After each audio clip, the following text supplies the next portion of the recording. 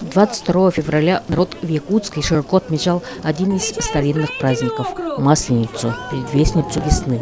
Самое широкое гуляние прошло в старом городе, где располагаются торговые ряды кружала, а вот блинов самых оценивала строгое жюри. Тут уж постаралась городская администрация, учредив сразу несколько призов-сюрпризов. Масленица в Якутске запомнилась не только блинами, но и шашлыками. Вашего покорного слугу никто и не думал угощать блинами бесплатно, да и у меня не было никаких талантов, кроме как снимать свой репортаж.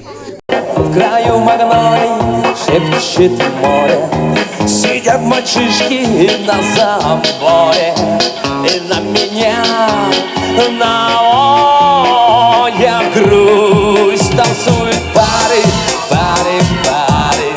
мотив знакомый, даже старый, и сладкий голос бас-гитары тревожит память мою, ну и пусть,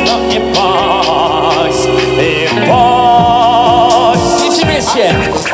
Вот так же когда-то сюда мы бегали, ребята, глаза блестели, как агаты, а на щеках играла кровь. Как модно, танцуют пары по аккорды, и можно говорить свободно, про жизнь и про любовь. Вот таким был светлый праздник Масленица в Якутске. Вы смотрели репортаж Ларисы Бай.